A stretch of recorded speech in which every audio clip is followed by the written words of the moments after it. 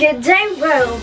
This is GE3 with General Daeg. This is your Contemporary World Patrol.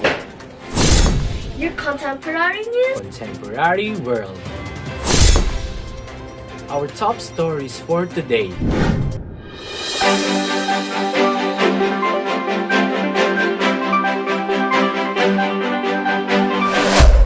Addressing the role of UN General Assembly.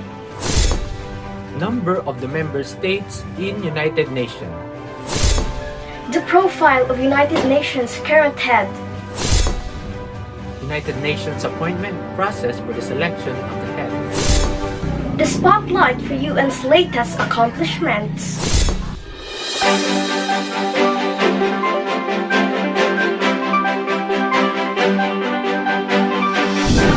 Addressing the role of UN General Assembly, an exclusive report of Julian Spesania. Thank you, Eunice. The United Nations has grown into several roles in the international community in its years of existence, in which the system of states had left unfulfilled. For measures beyond its own capacity, the United Nations must rely on soft power in which it is easily undermined. However, the United Nations, which seems to be strengthening slowly as its standards for political, social, economical, environmental, and human rights are becoming more and more adopted across the world. In the international community, the United Nations has many unique roles, the most important of which are facilitator, actor, and advisor. This is Julian Sibisanya reporting. Number of the member states in United Nations. Correspondent Christine Joy Umahag for the report. The number of United Nations membership has grown from the original 51 member states to the current 193 member states, each of which has one vote in the General Assembly. The United Nations has changed over time to keep up with the continuously changing globe. But one thing hasn't changed. It's still the only place on earth where all of the world's nations come together to debate common issues and create solutions that benefit everyone. This is your correspondent Christine Joy Umahag, your contemporary news in a contemporary world. Thank you, Christine. The profile of United Nations current head. Here's Honey Shane Apolinario for the update. The ninth Secretary General of the United Nations, Antonio Guterres, a Portuguese national who took office on 1st January 2017. He was born in Lisbon in 1949 and received his engineering degree from the Instituto Superior Técnico. After witnessing the suffering of the world's most vulnerable people in refuge camps and conflict zones, the Secretary General is resolved to make human dignity the cornerstone of his work and to act as a peacemaker, bridge builder, and a supporter of reform innovation. This is Hanishane S. Apolinario for the update. United Nations appointment process for the selection of the head. An exclusive report and interview of Emily Rose Allen.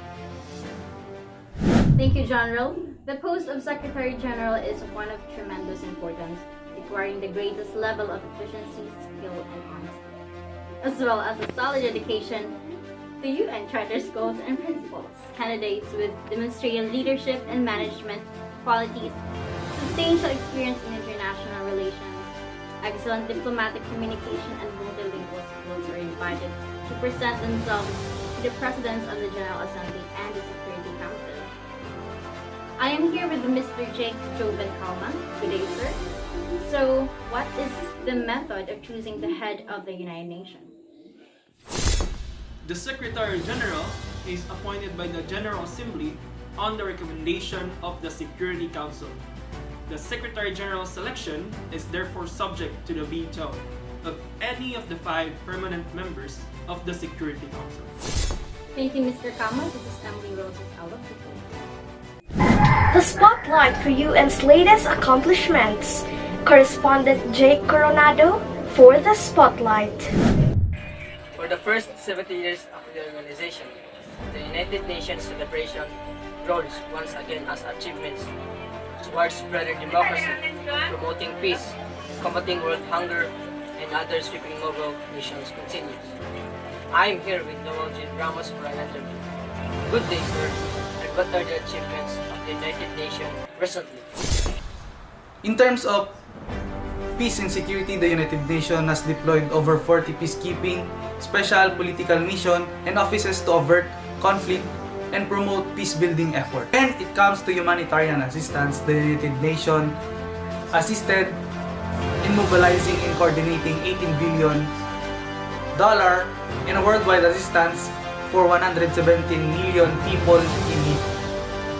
Lastly, in the development of Africa, the United Nations supported the implementation of African Continental Free Trade Area Agreement, one of the largest commercial blocs with a population of 1.2 billion people and a GDP of $2.5 trillion.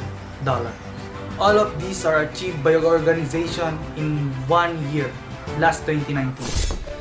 Thank you, sir. This is correspondent Jake Lawrence Coronado. Back to you, General, please. That concludes our today's hottest news. This has been GE News Verake. And I am Johnny M. Dolly. This is your Contemporary World Patrol.